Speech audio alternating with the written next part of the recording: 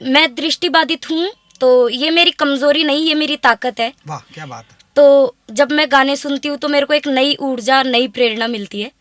तो मैं जब छोटी थी तो रेडियो सुना करती थी, और जब विद्यालय में आई तो हमें संगीत की क्लासेस भी दी जाती है यस स्कूल यस में। यस। तो इसके ही द्वारा मैंने अपनी म्यूज़िक को आगे बढ़ाया। और नमस्कार दोस्तों, आप देख रहे हो एसडीएम चैनल। दोस्तों, मैं धर्मराज, और आज आप सुन रहे हो इंसा की आवाज़, चुनौतियों से आगे। आज हमारा स्पेशल ये पॉडकास्ट हमारे चैनल में पहली बार एक दृष्टिबाधित बालिका का पॉडकास्ट आ रहा है। मुझे उम्मीद है आप इंसा की आवाज़, चुनौतियों से आगे इस पॉडकास्ट को ज़रूर देखोगे और सुनोगे। आइए, आज हमारा खास मेहमान इंसा खान, स्वागत अभिनंदन हम करेंगे। इंसा जी नमस्ते। नमस्ते सर। हमारा पहला क्वेश्चन होगा इंसा से। इंसा, सबसे पहले अपने बारे में बताइए। मेरा नाम इंशा खान है और मैं जयपुर से हूँ। मैं राजस्थान नेत्रहीन उच्च माध्यमिक विद्यालय में कक्षा 10 की छात्रा हूँ। हमारा दैनिक जीवन हम ब्रेल लिपि के द्वारा पढ़ते हैं और टेक्नोलॉजी का भी हम सहारा लेते हैं, जैसे ऑडियो बुक्स हो गई, लैपटॉप हो गया। तो हम इन सब चीज़ों का भी सहारा लेते हैं। इसके ही द्वारा हमारी जो है पढ़ाई वो होती है, क्योंकि हम देख नहीं सकते। तो ज़्यादा से ज़्यादा हमें अपने अध्यापकों का साथ मिलता है और उनका सपोर्ट मिलता है, और जो ब्रेल लिपि होती है उसके द्वारा हम पढ़ते हैं।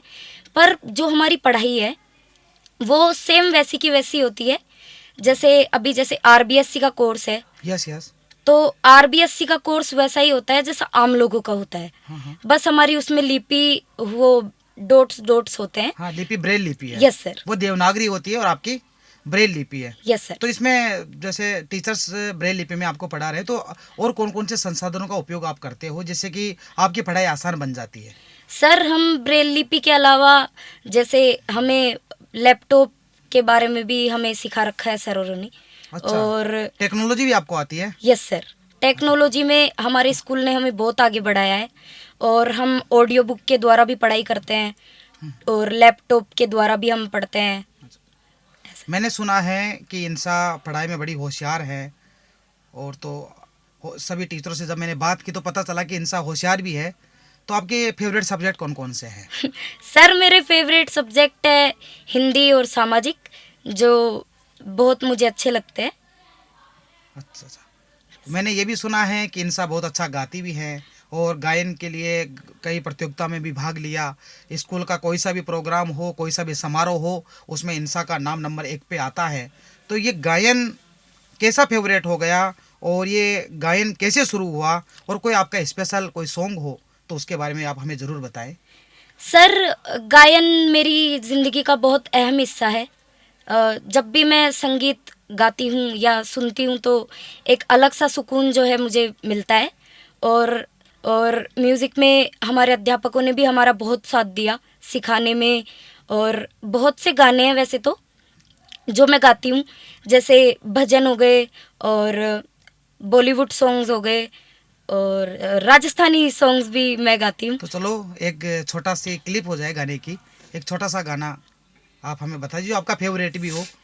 यस सर, एक भजन है जो मुझे बहुत अच्छा लगता है और मेरे आसपास के लोगों को भी वो बहुत अच्छा लगता है। अच्छा अच्छा, सुनाइएगा। तो वो भजन है, लगन तुमसे लगा बैठे, लगन तुमसे लगा बैठे, वाह जो होगा देखा जाएगा। वाह, बहुत सुंदर, बहुत अच्छा। क्या थैंक यू बात है सर। इंसा, वास्तव में जैसा हमें पता चला कि गायन में भी ऐसा है। मैं ये पूछना चाहूँगा इंसा से कि तुम्हारे परिवार और दोस्तों में और विद्यालय में तुम्हारे जीवन का क्या रोल है?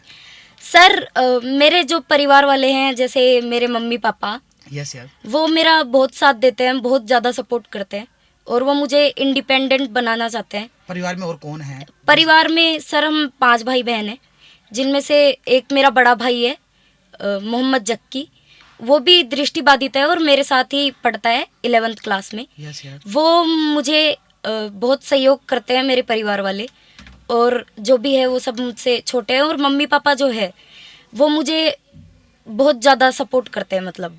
और जो दोस्त है, मेरी बेस्ट फ्रेंड का नाम है डिम्पल, तो उसके साथ ही मैं पढ़ाई करती हूँ, वो भी मेरी क्लासमेट ही है, और उससे ही मैं अपनी जो भी बातें होती है, जो भी मस्ती वस्ती जो भी होती है, वो मैं उसी के साथ करती हूँ, उसी के साथ मेरी सारी बातें शेयर भी होती है, सब कुछ उसी के साथ। और मेरे जो विद्यालय के जो अध्यापक है और जो विद्यालय के जो भी लोग हैं, वो भी मुझे बहुत सपोर्ट करते हैं। जो भी कोई भी प्रोग्राम होता है तो सबसे पहले मेरा नाम देते हैं कि ये बच्ची कर सकती है, ऐसा। अच्छा अच्छा, उनको लगने लगा है कि इंसा वो सब कुछ कर सकती है, सबसे आगे आ सकती है। Yes sir. कोई आपकी स्पेशल मेमोरी हो, कभी स्कूल से, कहीं स्कूल से बाहर कभी गए हो, तो एक ऐसी स्पेशल मेमोरी हमें बताइए, हमारे दर्शकों को बताइए, जिनको उनको पता चल सके कि आपकी स्पेशली मेमोरी क्या थी सर जो एक यादगार बन गई।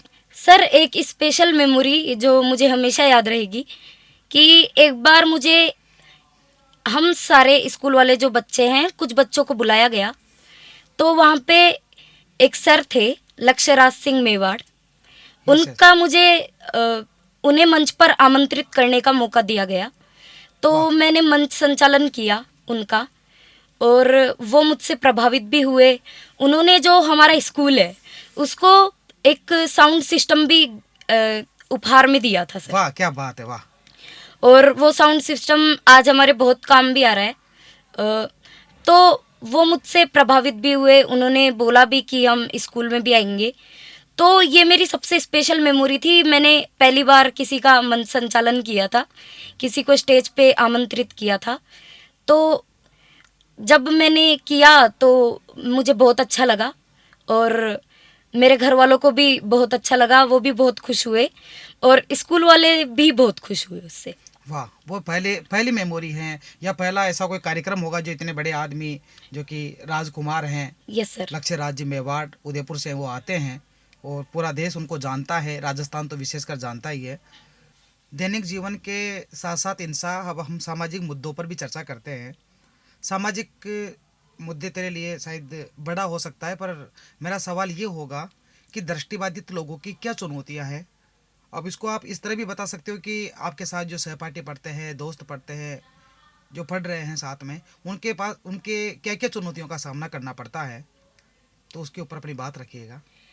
सर जो दृष्टिबाधित जो लोग होते हैं उनको आज भी कमज़ोर समझा जाता है, बेचारा समझा जाता है। Yes yes. जैसे आपने देखा भी होगा गाँव में कई बच्चे होते हैं जिनको कमज़ोर और बेचारा समझ के उनको पढ़ाया ही नहीं जाता, क्या बात है, सही बात है। और उनको भीख मांगने के लिए भेज दिया जाता है।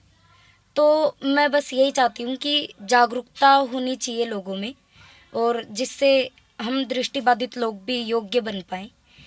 अगर हमारे पास भी वो सभी संसाधन, वो सभी चीज़ें होंगी जो आम लोगों के पास है, सही बात है। तो हम भी बहुत आगे बढ़ पाएंगे।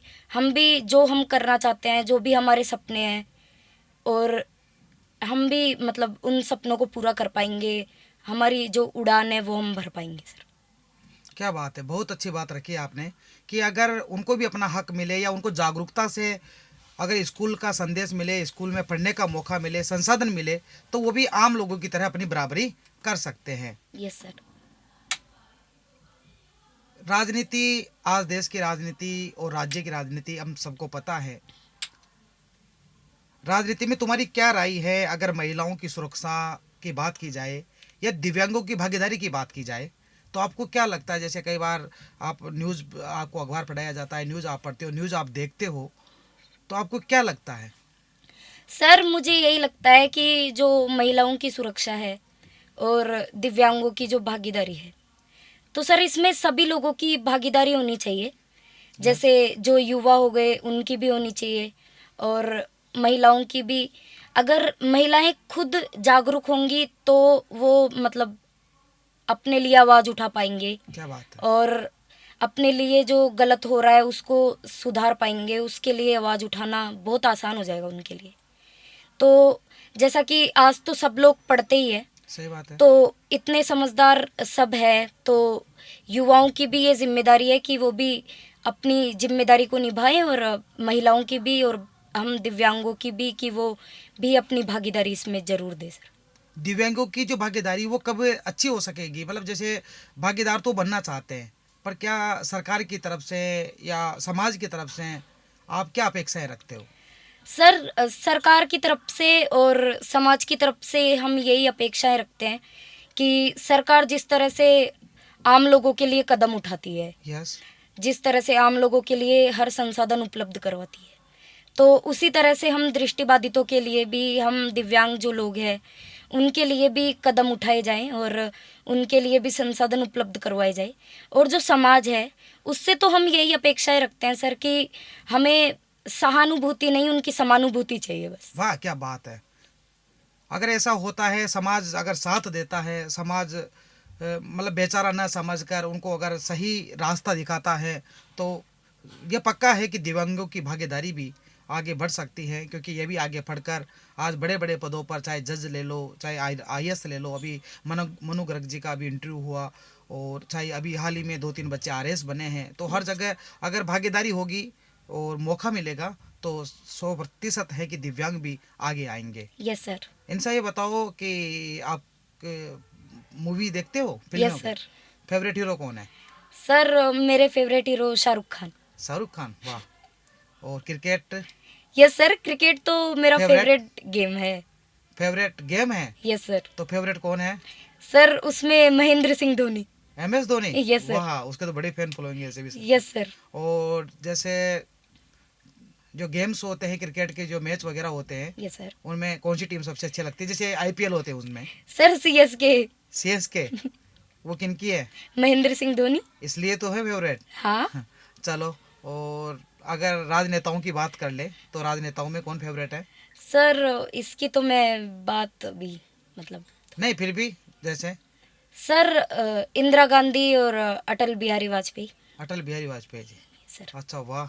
इंदिरा गांधी जी के बारे में पढ़ा है कभी? हाँ सर, पढ़ा है। और वाजपेयी जी के बारे में पढ़ा है? Yes sir. अच्छा, फेवरेट कवि? कवि तो कुमार विश्वास जी उनकी है। कोई पंक्ति याद है? उनकी? Yes sir. फेवरेट पंक्ति कौन सी है? सर एक कविता है नमन उनको, हाँ हाँ, जो मुझे पर्सनली बहुत अच्छी लगी थी सर। चलो उसकी 2-4 लाइनें जरूर हो जाए। यस। है नमन उनको कि जो इस देह को अमरत्व देकर, क्या बात है! है नमन उनको कि जो इस देह को अमरत्व देकर इस जगत में शौर्य की जीवित कहानी हो गए हैं। है नमन उनको कि जिनके सामने बोना हिमालय, जो धरा पर गिर पड़े और आसमानी हो गए हैं।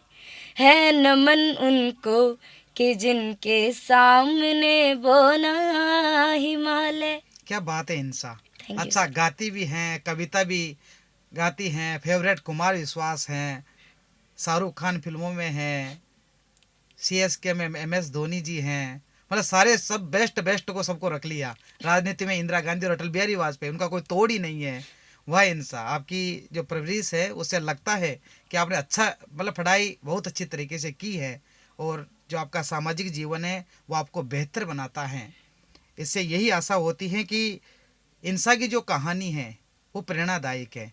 इंसा, मेरा एक अंतिम सवाल होगा। Yes. राजस्थान और भारत में आज युवाओं में नशे की लत, आज हम आप अखबार भी पढ़ते हो, Yes, मुझे sir. पता चला Yes, कि ब्रेल में रोजाना अखबार यहाँ से टाइप होता है, उसको पूरे बच्चे भी पढ़ते हैं, और राजस्थान से बाहर भी वो अखबार ब्रेल लिपि में जाता है। Yes sir.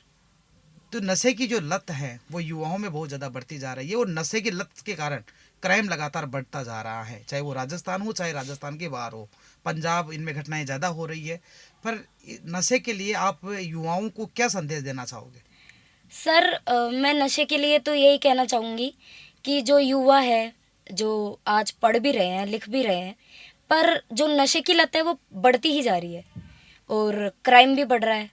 तो सर इसके लिए तो मैं यही कहना चाहूँगी कि अगर आप पढ़े लिखे हो तो फिर नशे करने से आपको तो नुकसान ही नुकसान है, और इससे आपके आसपास वाले लोग जो है क्या बात है, सही बात। उनको भी नुकसान होता है। तो आपका परिवार जो है वो, आप बस ये सोचिए कि हमारे जो पिता है वो हमारे लिए दिन रात कमाते हैं, धूप में मेहनत करते हैं, क्या बात है। तो उनके पैसों को इस नशे में तो कम से कम बर्बाद मत ही करो। एक बहुत बड़ा संदेश इंसा का है कि नशा नाश का द्वार है। कृपया अपने परिवार को बचाइए, और नशे की जो लत है, जो लग गई, वो कभी हटने वाली नहीं है। तो अभी मौका है कि युवाओं अपना समय किताबों में लगाएं, पढ़ने में लगाए, अच्छे काम में लगाए, सकारात्मक सोच में लगाए। तो एक बड़ा संदेश इंसा का है कि नशे से आप दूर रहे। उससे खुद की हानि तो है ही सही, पर परिवार की हानि भी है। तो दोस्तों, आज हमने इंसा की जो स्टोरी सुनी, स्टोरी के साथ जो पॉडकास्ट इंसा का हुआ, वो एक प्रेरणादायक है। इंसा की कहानी हमें बताती है कि इंसान ने अपनी सामाजिक, राजनीतिक, अपने निजी जीवन की जो बातें बताई, आप अपने जीवन में ज़रूर उतारेंगे। और इंसा की जो कहानी, वो एक प्रेरणादायक कहानी इसलिए भी है कि दृष्टिबाधित होने के बाद भी, दिव्यांग होने के बाद भी, उन सब चुनौतियों से वो देख नहीं पाती, अपना सारा काम स्वयं करती हैं। और स्वयं करने के साथ साथ हम सब लोगों को, हमारे लिए प्रेरणादायक इसलिए हो गई कि उसका संदेश हम तक इस बात से पहुंच रहा है कि हम भी सब कुछ कर सकते हैं, हम भी आगे बढ़ सकते हैं, हम भी पढ़ सकते हैं, हम भी लिख सकते हैं। तो ये कहानी एक प्रेरणादायक कहानी होगी। आपको कैसे लगी हमें कमेंट बॉक्स में ज़रूर बताइएगा, और हमारे चैनल को शेयर ज़रूर कीजिएगा, लाइक ज़रूर कीजिएगा, सब्सक्राइब ज़रूर कीजिएगा। धन्यवाद।